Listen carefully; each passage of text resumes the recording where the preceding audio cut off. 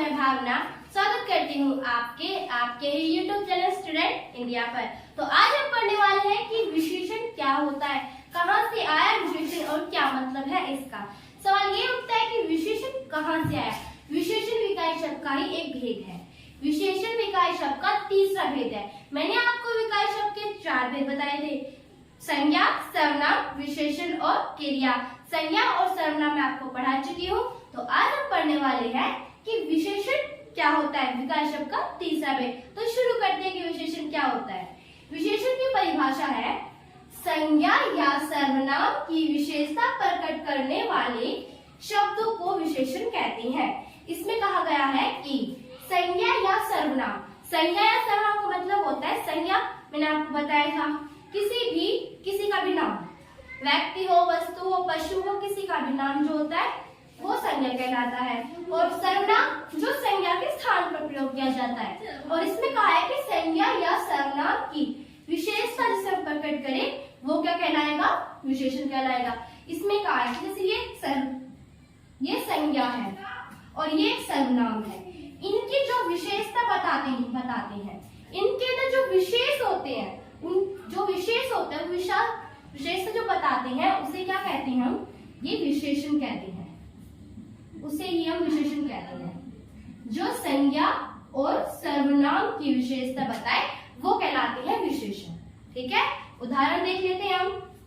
मोहन गोरा लड़का है। इसमें कहा गया है कि मोहन गोरा लड़का है। अब इसमें संज्ञा सर्वनाम कहाँ है? अगर सर्वनाम ना हो तो संज्ञा तो है। इसमें मोहन तो क्या है हमारा, संज्ञा, मोहन संज्ञा है और लड़का भी एक संज्ञा है। क्यों है? मोहन किसी व्यक्ति का नाम है, ये भी एक नाम ही है, तो ये भी हमारा संज्ञा है। तो संज्ञा हमें मिल गई। अब इनकी विशेषता क्या है? इस लड़के की क्या विशेषता है, इसके अंदर क्या विशेष है? इसके अंदर विशेष है कि वो गोरा है। ये जो मोहन है वो गोरा है, ये इसकी विशेषता है, तो ये विशेषण कहलाया। जो संज्ञा या फिर सर्वनाम की विशेषता बताएगा वो क्या कहलाएगा, विशेषण कहलाएगा। और इसके अंदर जो मोहन है वो संज्ञा है और लड़का भी संज्ञा है, और इनकी क्या विशेषता है कि वो गोरा है। ठीक है, दूसरा है वह लड़की सुंदर है। इसमें कहा है कि वह लड़की सुंदर है, वह एक सर्वनाम है। ठीक है, और लड़की क्या है, एक संज्ञा, क्योंकि किसी का नाम है इसलिए लड़की एक संज्ञा है। सुंदर विशेषण है। कैसे है? वह लड़की सुंदर है। लड़की की क्या विशेषता है, लड़की के अंदर क्या विशेष है कि वो सुंदर है, उसकी विशेषता है ये, तो ये सुंदर भी हमारा विशेषण है। ये सुंदर क्या है, विशेषण। उसी प्रकार तीसरा, यह काली गाय है। इसके अंदर यह तो आपको पता चल गया, ये सर्वनाम है, सर्वनाम पता चल गया आपको। और काली क्या है, विशेषण। गाय है हमारी संज्ञा, यह है सर्वनाम, यह क्या है, सर्वनाम। तो यह काली गाय है, इसके अंदर यह और गाय, यह सर्वनाम है और गाय संज्ञा है। अब गाय की विशेषता है कि वो काली है। इन सर्वनाम और संज्ञा की क्या विशेषता है? जो गाय है ना उसकी विशेषता है कि वो काली है। उसके अंदर क्या विशेष है? उसके अंदर विशेष है कि वो काली है, तो काली ही हमारा विशेषण होगा। काली ही क्या होगा, हमारा विशेषण कहलाएगा। कि जो संज्ञा या फिर सर्वनाम की विशेषता बताए कि उधर क्या विशेष है, उनके अंदर उनकी जो विशेषता बताता है वही क्या कहलाता है, विशेषण कहलाता है। ठीक है, तो विशेषण पढ़ लिया आपने। क्या होता है कि जो संज्ञा या सर्वनाम की विशेषता बताए वो क्या कहलाता है, विशेषण कहलाता है। तो अगर विशेष समझ में आ गया हो तो अब हम पढ़ेंगे विशेष से क्या होता है। तो विशेष से स्टार्ट करते हैं। तो अब हम पढ़ेंगे विशेष से क्या होता है। विशेष से भी विशेषण की तरह ही है, बस इसमें थोड़ा बहुत अंतर है। विशेषण में क्या था कि संज्ञा और सर्वनाम की जो विशेषता प्रकट करता है उसे विशेषण कहते हैं। और विशेषता में है कि विशेषण शब्द जो संज्ञा और सर्वनाम की विशेषता प्रकट करते हैं उन्हें हम क्या कहते हैं, विशेषण कहते हैं। इसमें कंफ्यूजन है, इसमें मैं आपको अच्छी तरह से बताती हूँ। देखो, जब विशेषण में क्या था कि जो संज्ञा, एक्सप्लेन करती हूँ, ये संज्ञा था और ये सर्वनाम। इनकी विशेषता जो प्रकट करेगा, अब इनकी जो विशेषता है उसे प्रकट करेगा, वो क्या कहलाएगा? विशेषण कहलाएगा। कहलाएगा विशेषण। अब जब विशेषण बन गए, हमें पहले पता नहीं था विशेषण, अब जब पूरा विशेषण बन जाती है, उनकी विशेषता बता देते हैं, तब वही विशेषण इनकी विशेषता बताते हैं। इनकी इसमें विशेषण की परिभाषा बताई थी कि विशेषण बनते कैसे हैं, किस लिए काम आते हैं विशेषण, जो संज्ञा सर्वनाम की विशेषता बताने के लिए। अब विशेषण बन जाती है तो और उनकी विशेषता बताते हैं, उसे हम विशेषता कहते हैं। अब कैसे है देखो, जब विशेषण शब्द जो संज्ञा और सर्वनाम की विशेषता प्रकट करे वो विशेषण होती है। जैसे उदाहरण बताती हूँ मैं आपको, वह लड़की अच्छी है। इसमें आपको पहले विशेषण ढूंढना है और संज्ञा सर्वनाम। तो ये तो आपका सर्वनाम है, तो पता चल गया ये संज्ञा है, ओके, और ये क्या है? अच्छी विशेषण। कैसे? वह तो आपको पता है सर्वनाम है, ये किसका नाम है, मतलब कोई नाम ही है ना, ये तो संज्ञा हुआ। और अच्छी क्या है? इनकी जो विशेषता है वो अच्छी हुई। पता चल गया। अब विशेषता का क्या मतलब होता है? ये विशेषण है, इनकी विशेषता बताए। विशेषता का मतलब क्या होता है? विशेष जो होता है। अब लड़की तो विशेष नहीं है, विशेष कौन है? वह है, जो वह है ये विशेष है।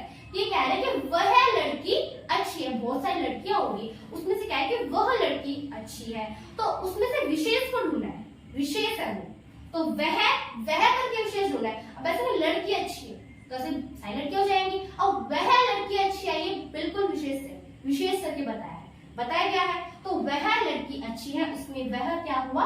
विशेष। ठीक है, तो यह वह है हमारा विशेष्य। गलत हो गया, यह है विशेष्य। ठीक है, अब दूसरा है वह कुर्सी चमकती है। इसमें क्या है? वह तो सर्वनाम है, ओके, कुर्सी क्या है? एक संज्ञा है, और चमकती क्या है? विशेषण है। अब ये जो संज्ञा और सर्वनाम, उनकी विशेषता कौन बता रहा है? विशेषण। चमकती विशेषण हुआ।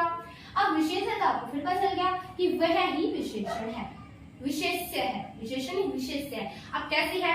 अब बहुत सारी कुर्सियां रखी होगी, उनमें से कहेंगे वह कुर्सी चमकती है। उन सभी कुर्सियों में से वही है कुर्सी जो चमकती है, एक विशेष कुर्सी है, तभी उसका नाम दिया। तो ये विशेष है, क्या है ये? विशेष। तो ये विशेष से हुआ। विशेष और विशेष आपस में कितने मिलते हैं, है ना? तो समझ में आया आपको विशेष से और विशेषण में अंतर? कई गलती कर देते हैं विशेष और विशेषण में अंतर कर देते हैं ना। अंतर क्या होता है इसमें? तो अंतर ये होता है कि जो विशेषण होता है वो संज्ञा और सर्वनाम की विशेषता बताता है, पर जो विशेष्य होता है वो विशेषण, जो विशेषण संज्ञा और सर्वनाम की विशेषता बताए उसे विशेषण कहते हैं। ठीक है, तो अब आपका ये विशेषण भी कंप्लीट हो गया है, हो गया। ठीक है, तो हमने विशेषण भी पढ़ लिया, विशेषण पढ़ लिया। तो अब हम पढ़ेंगे कि विशेषण की भेद कितनी होती है। शुरू करें, तो हम पढ़ते हैं विशेषण के भेद कितने होते हैं। विशेषण के भेद,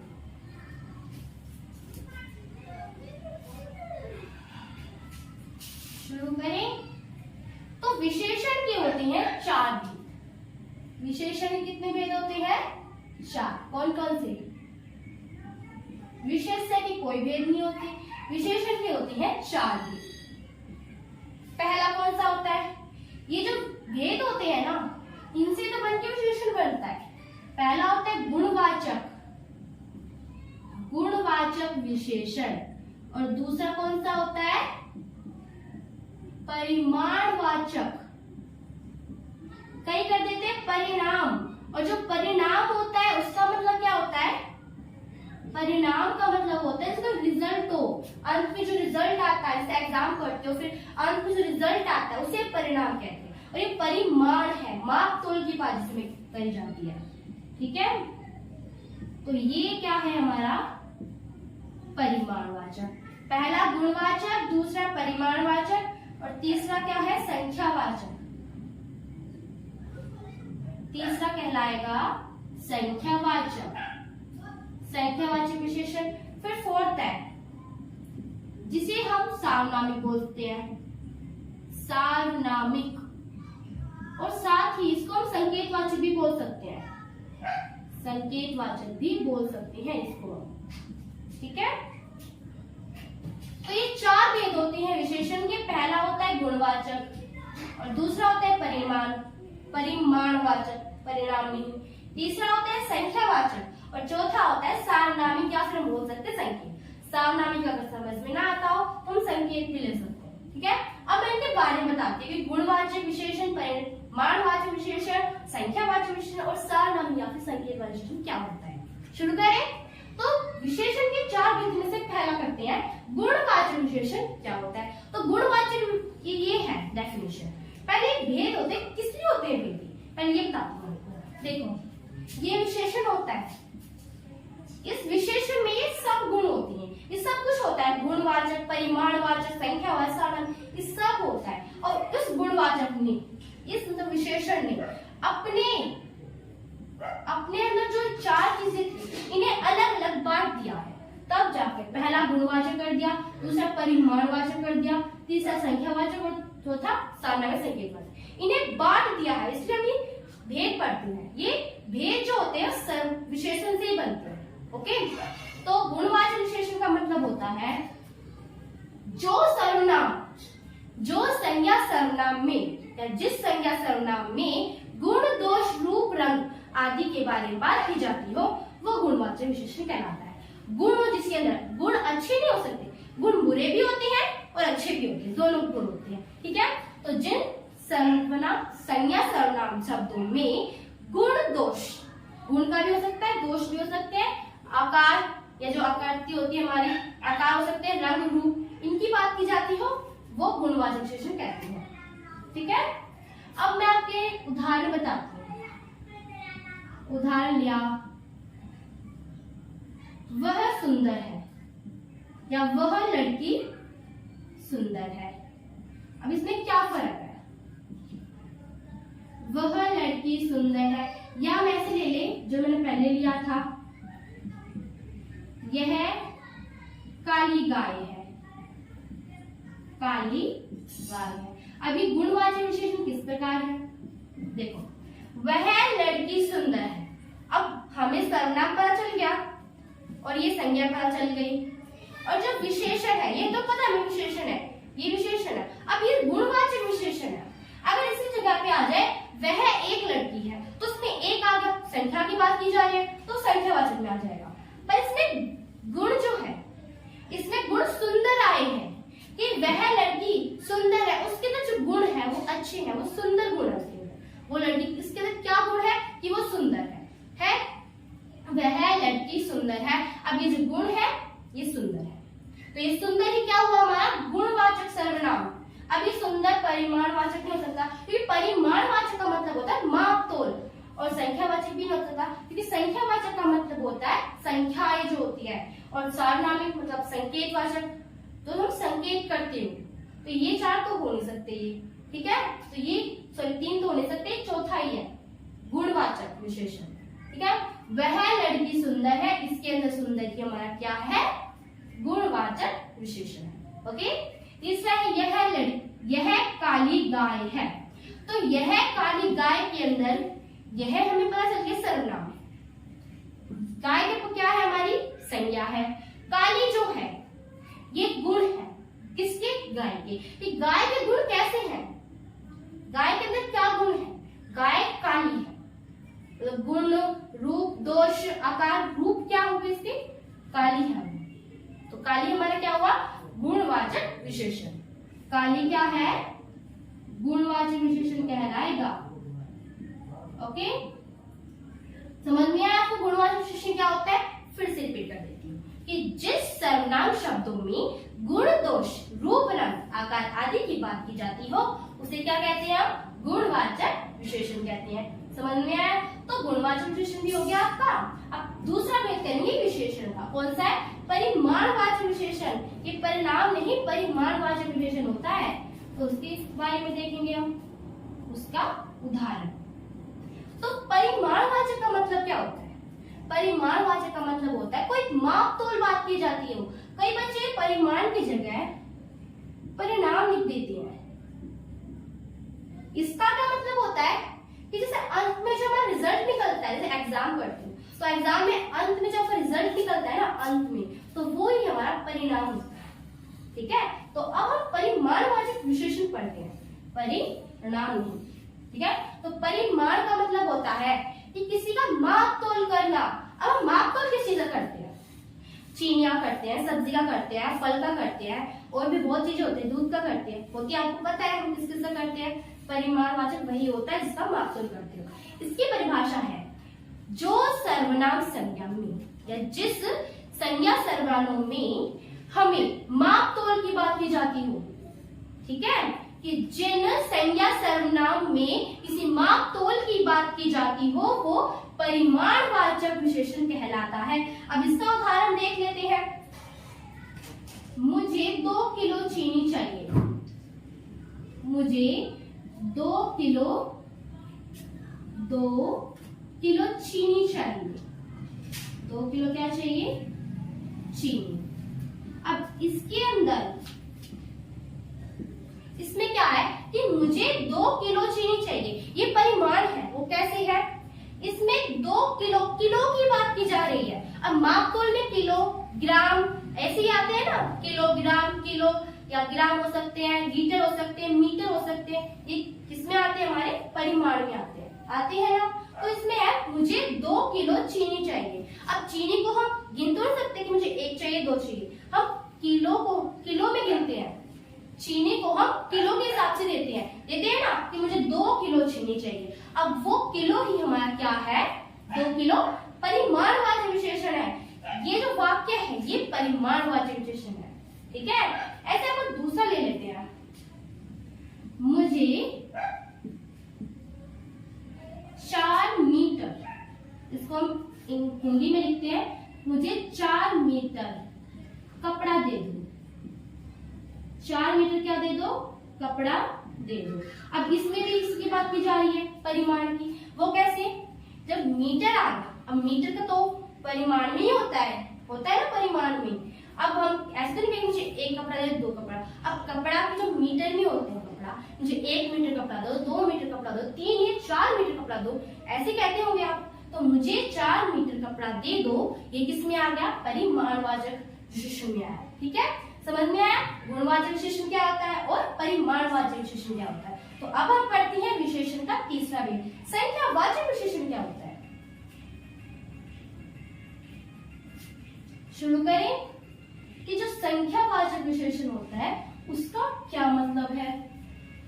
तो संख्यावाचक विशेषण होता है गिनतियां जो होते हैं, संख्याएं जो होती है हमारी, जो होता है संख्यावाचक विशेषण।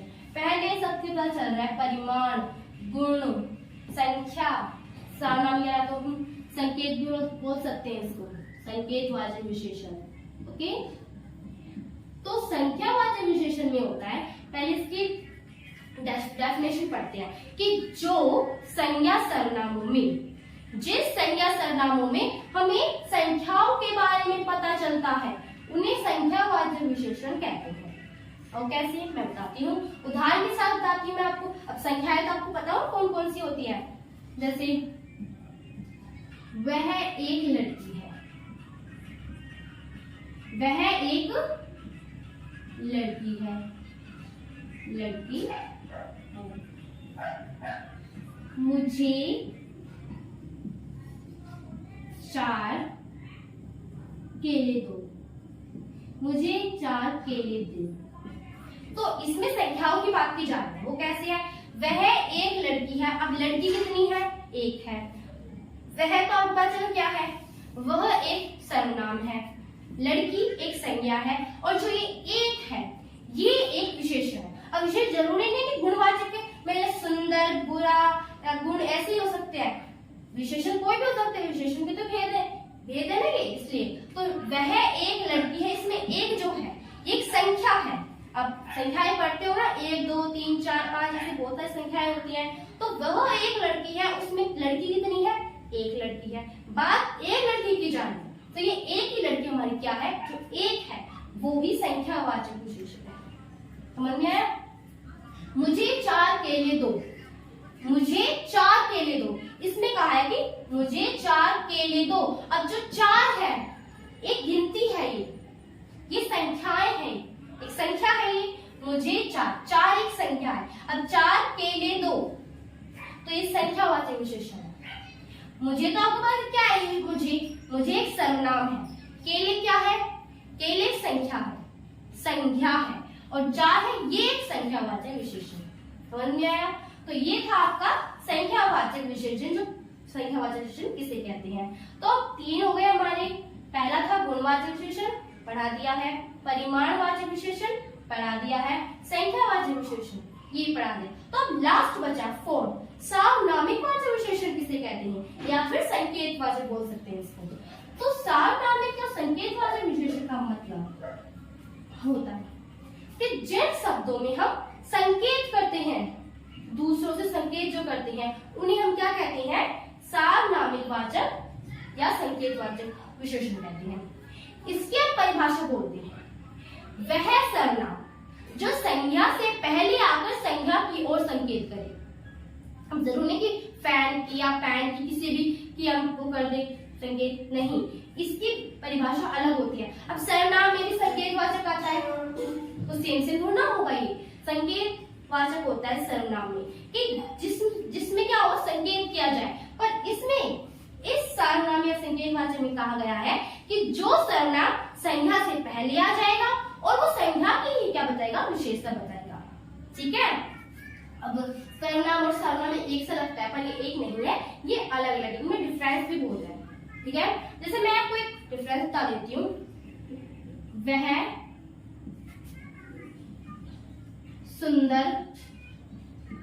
सुंदर है।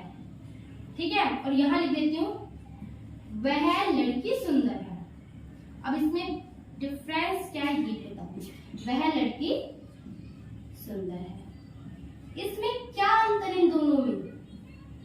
बात तो एक ही जा रही है, सुंदर तो वह लड़की, पर इसमें अलग ये है, वह लड़की सुंदर है। मैंने इसकी परिभाषा क्या बताई थी आपको कि जो सर्वनाम, जिन सर्वनाम में जो सर्वनाम जो होता है वो संज्ञा से पहले आ जाए और संज्ञा की विशेषता बता दी। अब इसमें जो है ये सर्वनाम है और लड़की क्या है? ये संज्ञा है। तो संज्ञा से पहले आया सर्वनाम आया है और जो वह है ये किसकी विशेषता बता रहा है? इस लड़की की विशेषता बता रहा है कि ये लड़की जो है सुंदर है। ये वह इस लड़की की विशेषता बता रहा है कि वो लड़की क्या है? सुंदर है। ठीक है? तो ये वह क्या हुआ हमारा? संकेतवाचक, इस लड़की पर संकेत कर रहा है कि वह सुंदर है, वह सुंदर है। अब इसमें क्या फर्क है? इसमें मैंने कहा था कि जो सर्वनाम संज्ञा से पहले आकर संज्ञा की विशेषता बताए, कहा था। तो ये संज्ञा तो है, ये संज्ञा है क्या? ये संज्ञा नहीं है, ये संज्ञा नहीं है। और इससे पहले क्या सर्वनाम आ रहा है, तो संज्ञा से पहले सर्वनाम आ जाए तो ये संकेतवाचक हुआ? नहीं हुआ। ये सर्वनाम है, इस वह का मतलब सर्वनाम होगा। इन दोनों में यही फर्क है। और इस वह का मतलब होता है संकेत, या फिर हम बोल सकते हैं सार्वनामिक। ओके, एक और उदाहरण लेके समझाऊंगी मैं आपको।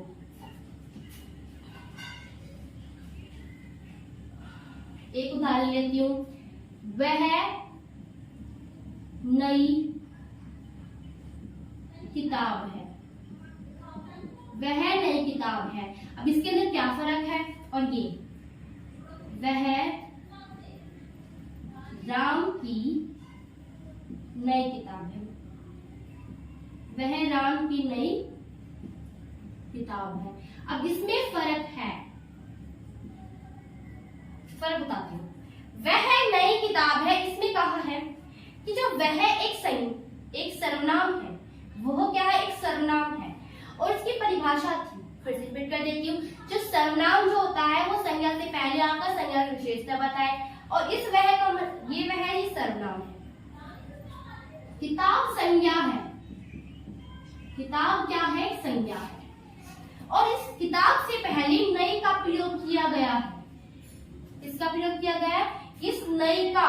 तो ये वह हमारा सार्वनामिक वाचक नहीं कहलाएगा, ये नई जो है ये सार्वनामिक विशेषण कहलाएगा। अब जरूरी नहीं है कि जो सार्वनामिक विशेषण हो वो सर्वनाम ही हो, ये शब्द भी हो सकते हैं। अब जो नई है ये है हमारा सार्वनामिक या फिर संकेतवाचक, क्योंकि जो नई है यही तो बता रही किताब की विशेषता, यही बता रही किताब के संकेत, तो यही कर दिया है। तो ये ही नहीं है, सार्वनामिक है, और जिसमें जो वह आ जाएगा ये सर्वनाम है। और इसमें वह राम की नई किताब है, वह राम की नई किताब है। इसके अंदर किताब क्या है? इसके अंदर किताब क्या है? संज्ञा है, संज्ञा है। पता चल गया? वह क्या है? अब इस वह में ये वह सर्वनाम नहीं है। क्यों है? क्यों नहीं है? ये सर्वनाम क्या है? ये सर्वनाम सार्वनामिक या संकेतवाचक है, क्योंकि इस सर्वनाम के बाद क्या है? संज्ञा का यूज हुआ है, संज्ञा का प्रयोग किया गया हमने। और इस परिभाषा में भी यही थी कि संज्ञा से पहले अगर सर्वनाम आ जाए और यही सर्वनाम संज्ञा की विशेषता बताए। और ये वह राम की विशेषता बताया कि जो राम की किताब है वो नई है। तो आपको समझ में आ गया होगा कि सार्वनामिक वाचक या संकेतवाचक किसे कहते हैं। तो आपका ये भी कंप्लीट हो गया। तो अब मैंने आपको चारों के भेद बता दिए, चारों भेद बता दिए हैं। पहला कौन सा है? गुणवाचक विशेषण बता दिया, परिमाणवाचक विशेषण बता दिया, संख्यावाचक विशेषण बता दिया, चौथा कौन सा है हमारा? सार्वनामिक वाचक विशेषण, इसके बारे में बता दिया। तो आपको चारों भेद हुए। अब क्या बचे? अब तो कोई भेद ही नहीं बचे। अब बताऊंगी मैं आपको कि विशेषण के 4 भेद थे, उनके भेद होते हैं।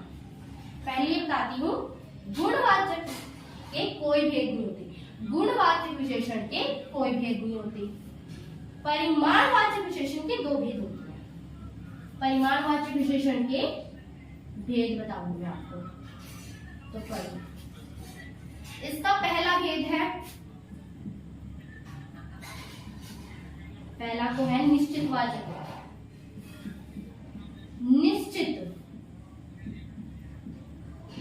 निश्चित परिमाणवाचक,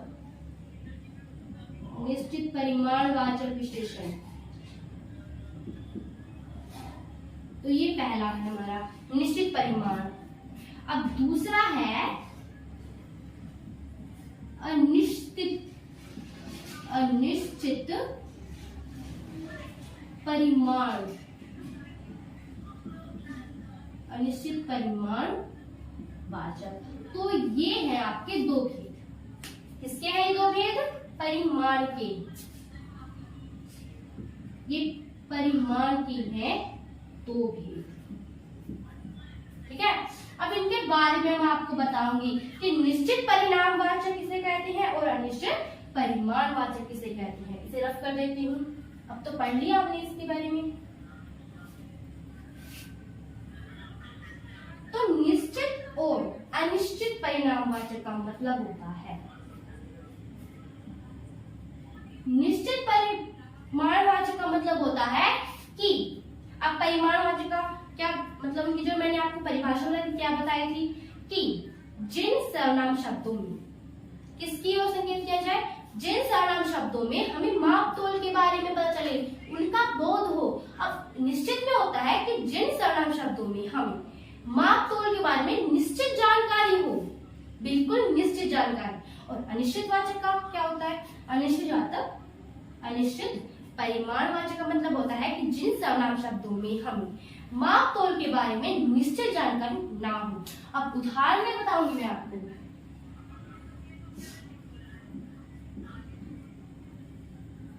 उदाहरण जैसे मैंने आपको इसमें बताया था कि मुझे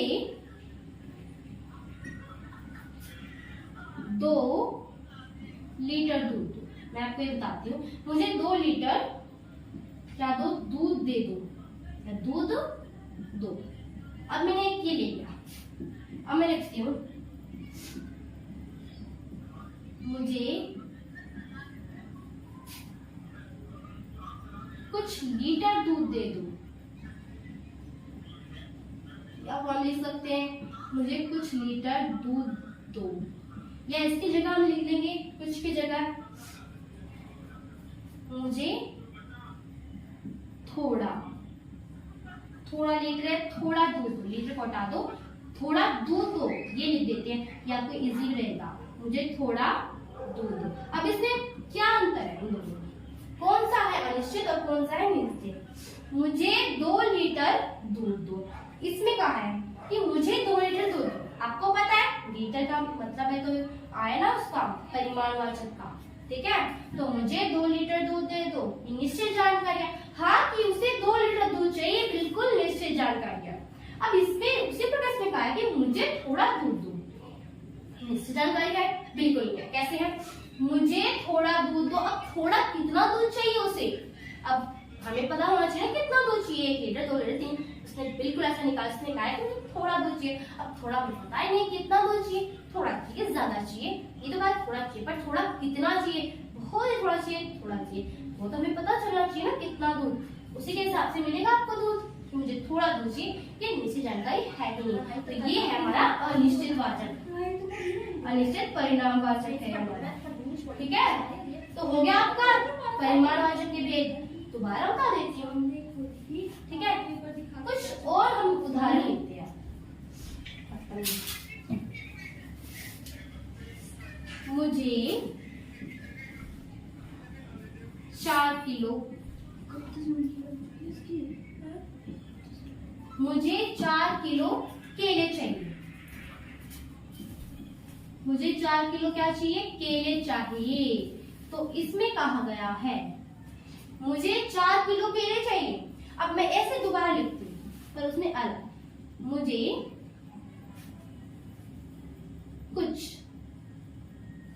केले चाहिए, मुझे कुछ केले चाहिए, अंतर बताती हूँ। अब इसमें निश्चित और अनिश्चित कैसे है, मुझे 4 किलो, किलो लिखना है, किले, मुझे 4 किलो केले चाहिए। अब इसमें ये फर्क है, मुझे 4 किलो चाहिए, बिल्कुल निश्चित जानकारी है परिमाणवाचक की, हाँ उसे इतने किलो चीनी चाहिए। अब उसी में कहा गया कि मुझे कुछ, तो मुझे कुछ केले चाहिए। इसमें क्या फर्क है, मुझे 4 किलो, अब जो केले होते हैं किलो में थोड़ी ना होते हैं, जो केले होते हैं तो दर्जन में दिया जाते हैं ना, कि मुझे 1 दर्जन 2 दर्जन, तो मुझे 4 दर्जन केले चाहिए। तो उससे दर्जन भी परिमाण में आता है, ऐसा ना दर्जन परिमाण में नहीं आता, माप तो केले का भी होता है ना। तो मुझे 4 किलो 4 दर्जन केले चाहिए, ये निश्चित जानकारी बिल्कुल। अब मुझे कुछ केले चाहिए, अब इसे निश्चित जानकारी है, बिल्कुल नहीं है, ये अनिश्चित जानकारी है। अब मुझे थोड़ा पता कितना चाहिए इसे, कितने कुछ केले चाहिए, अब कुछ भी बहुत होंगे, चाहे मुझे बहुत सारे चाहिए थोड़े चाहिए, उसमें ये नहीं पता है, कुछ पता है। तो इसमें हमें नहीं पता कि निश्चित मतलब किसे कितना केला चाहिए, तो ये अनिश्चित है और ये निश्चित है। तो अब क्लियर हो गए होंगे कि परिमाणवाचक के भेद क्या कितने होते हैं और उनका मतलब क्या होता है। अब आपने इसका भी पढ़ लिया। अब तीसरा भेद, पहले का कोई भेद नहीं है, दूसरा परिमाण के 2 भेद हो गए, परिमाण का हो गया, तीसरा है संख्या का, संख्यावाचक, संख्यावाचक विशेषण, इसके भी 2 भेद होते हैं। इसके बाद आया है, इसके बाद जो आएगा हमारा कौन सा संकेत है, सारनामी, उसके कोई भेद नहीं होते। तो लास्ट है हमारा संख्यावाचक का, लास्ट है। तो इनके भी सेम ही भेद होते हैं। आप लोगों के कैसे, अब इनमें कंफ्यूजन हो जाएगी, आपको हो जाएगा कि दोनों के सेम ही भेद होते हैं। इसमें भी अनिश्चित और पहला अनिश्चित संख्यावाचक, निश्चित, ये क्या है, निश्चित संख्यावाचक। अब ये तो बिल्कुल सेम टू सेम है उसकी तरह, संख्यावाचक की तरह, संख्यावाचक नहीं परिमाणवाचक की तरह संयोजन पढ़ रहे हैं। तो क्या अंतर है दोनों में, देखो अगर एग्जाम में आ जाए कि अनिश्चित संख्यावाचक बताओ और दूसरा आ जाए अनिश्चित परिमाणवाचक बताओ, तो कंफ्यूजन मत होना, साथ में संख्यावाचक या परिमाणवाचक जरूर आएगा। तो अब समझ आना कि संख्यावाचक है और ये परिमाणवाचक का होता है, ठीक है।